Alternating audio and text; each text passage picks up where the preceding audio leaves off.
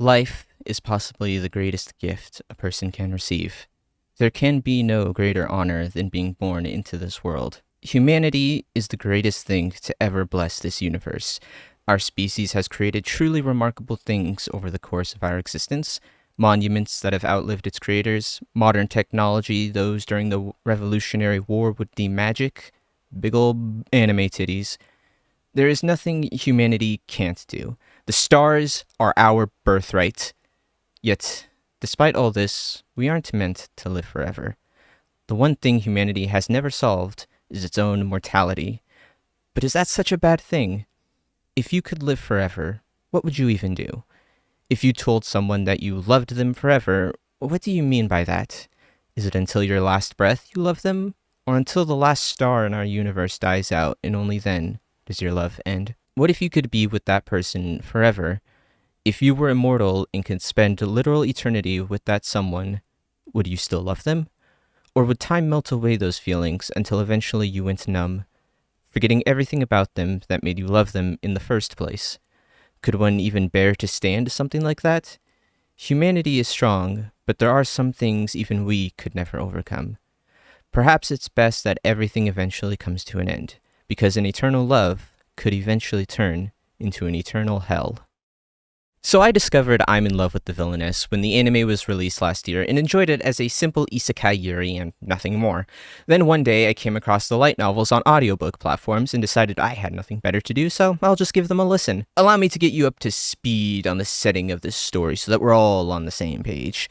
I'm in Love with the Villainess centers around corporate Joan Rei Ohashi, whose life sucks and her only form of escapism is games. One game in particular gives her more joy than others, a dating sim called Revolution, where the protagonist girl romances one of 3 male love interests.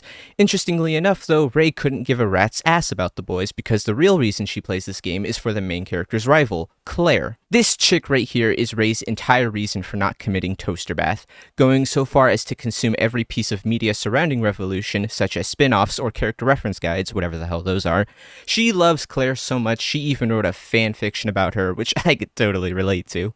I don't know much about work culture in Japan because in my eyes everything belongs to America, but I've heard it's not great, which is probably why we end up with so many isekais, because if I had only Sunday off too, I would have jumped in front of the first 18-wheeler I saw when I turned 18. One day, while playing Revolution, Rei's memory just cuts to black, and the next thing she remembers is waking up in the classroom of Revolution's Royal Academy, right next to Claire Francois, the Villainess. The first thing Rei does when she sees Claire is instantly declare her love for her.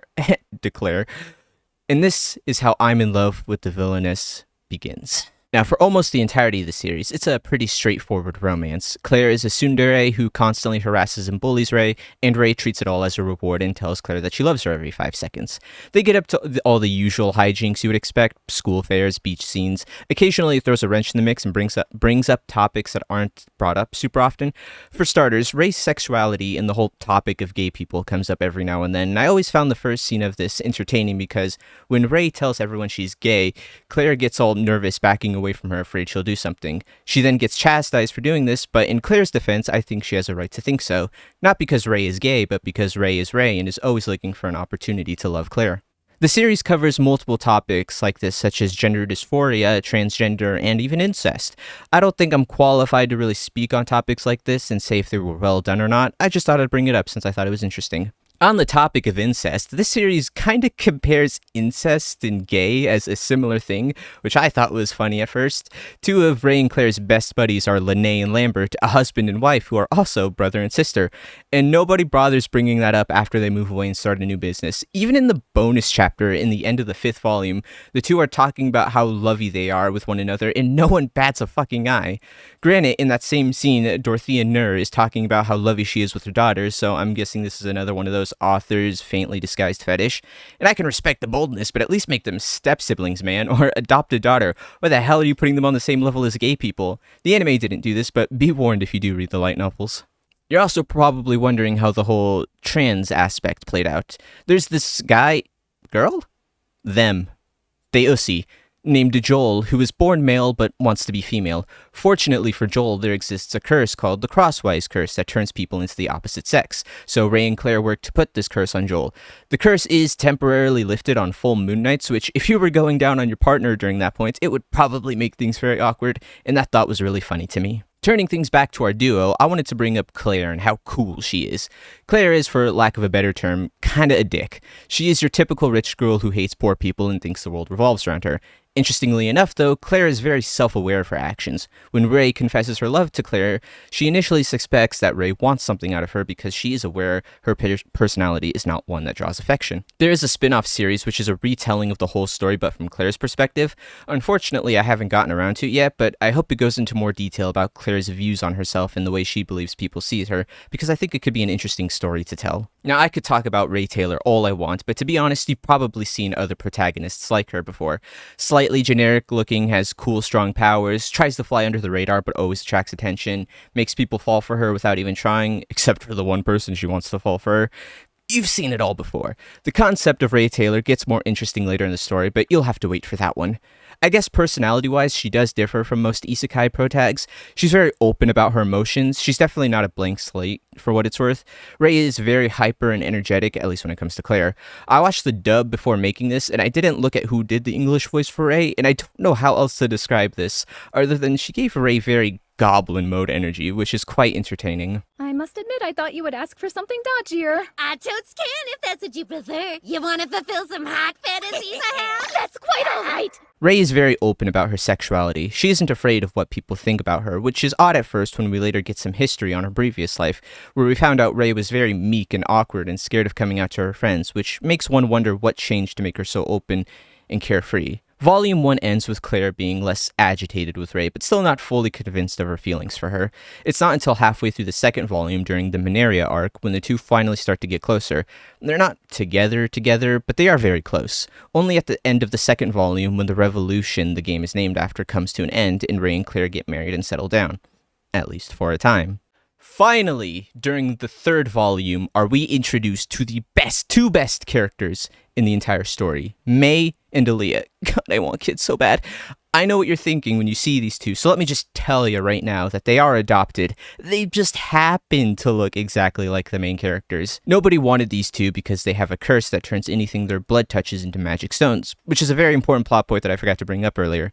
See, magic stones are the lifeblood of this world. Magic tools and wands are powered by them, and when animals eat them, they turn into monsters. You know, basic magic stuff. Also, on the schools of magic, there are 4 types: earth, wind, water, and fire. Claire wields the fire attribute, and Ray has both earth and water because she's built like that. I should also mention later in the story, we'll learn May is capable of wielding all 4 magic types, and Aaliyah wields none.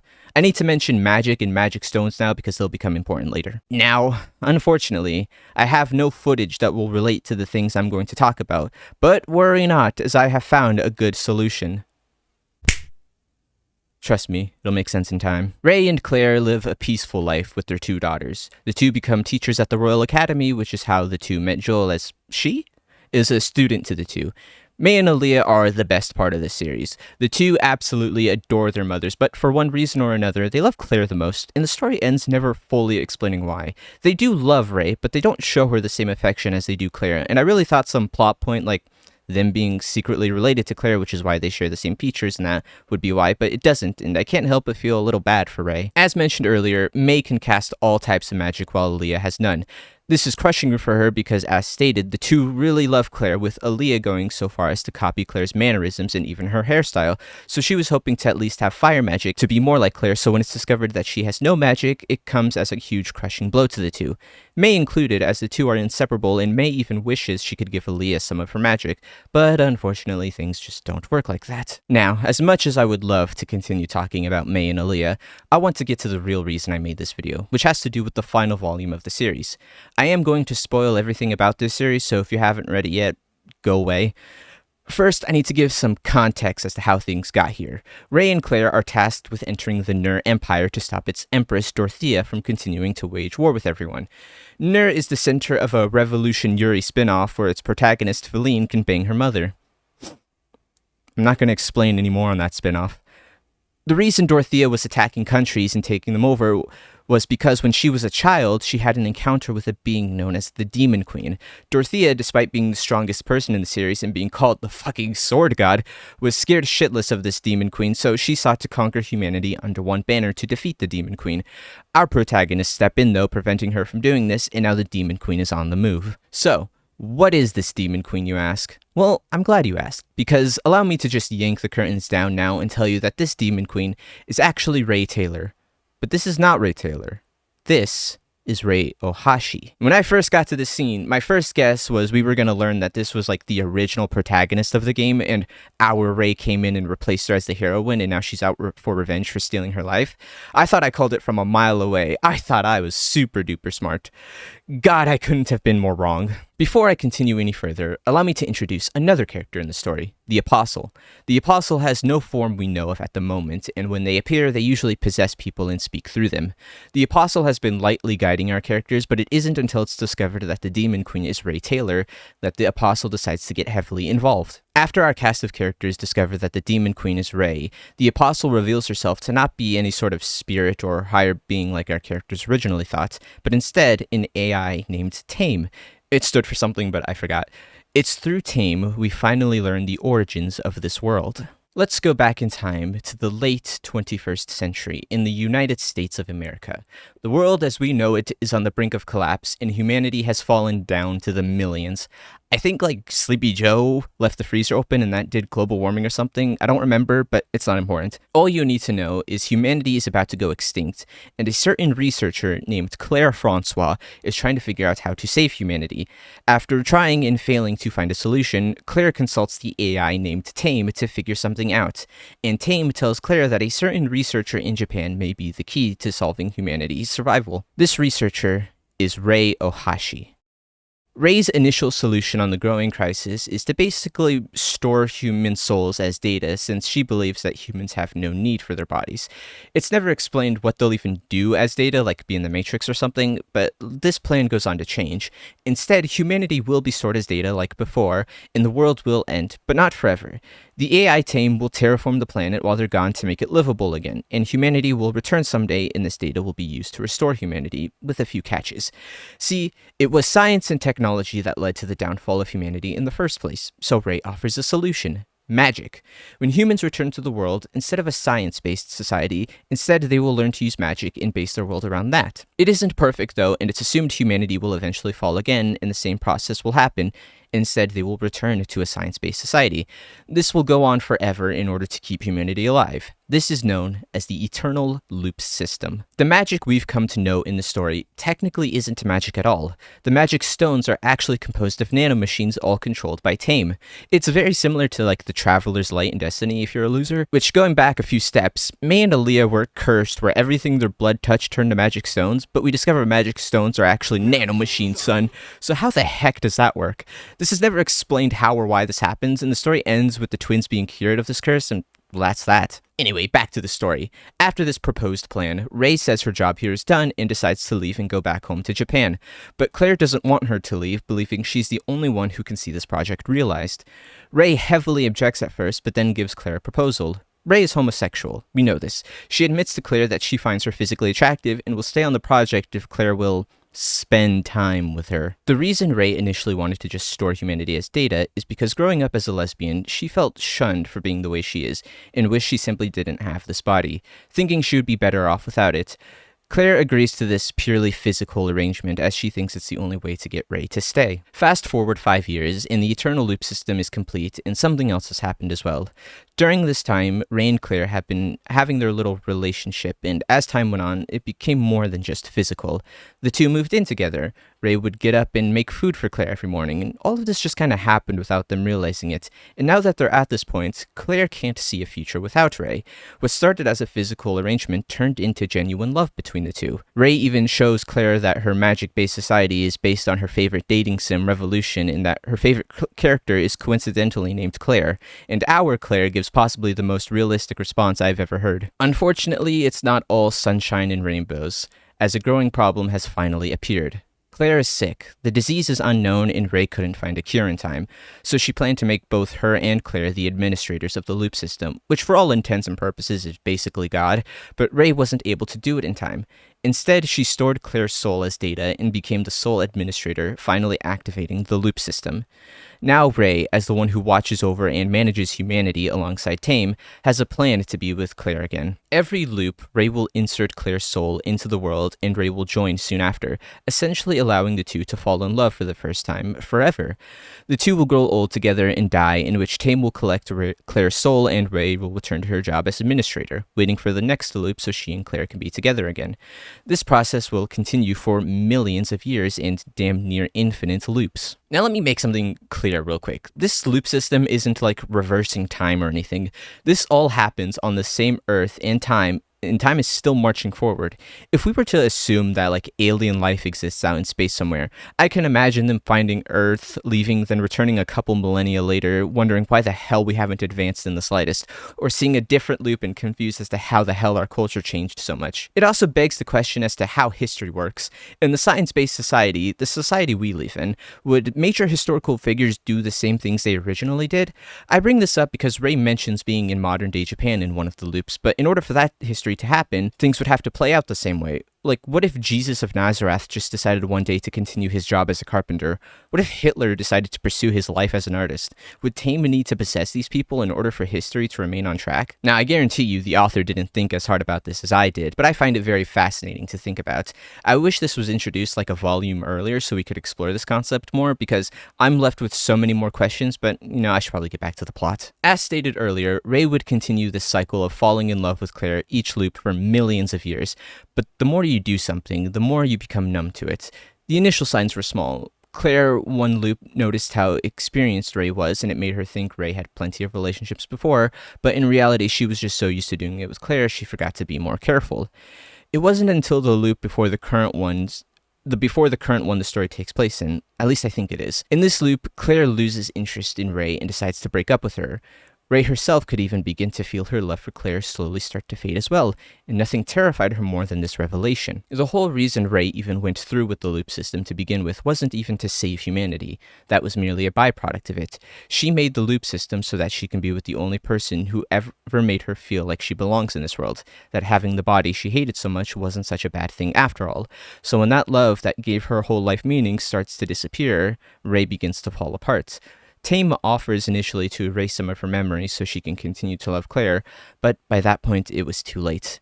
After managing the system for millions of years, Tame had become nothing more than white noise to Ray, so she decided that without Claire, the loop system was pointless and set out to erase both Claire and the loop system for good. This returns to my statement at the beginning of the video. People often say that life is too short when they're afraid of committing to things. But is it? Were we to live any longer, we might start to lose sight of what's most precious to us. Having experienced life joys for so long, we would eventually become numb to it. It hurts to lose a family member or someone close to you, but that pain is just a reminder that the time you spent with them is incredibly precious. Say you alone were to live forever. At some point, everyone around you will one day die eventually. It would hurt at first, but as time went on, you would stop caring so much and become desensitized to it. At that point, could you even consider those around you precious? The time we spend on this world may be considered brief in the grand scale of things, but it is by no means small. The average life of a human is plenty to give meaning to one's life. What reason would one need to live for 100 years, 200, or even 3? By then, can you even consider yourself as living?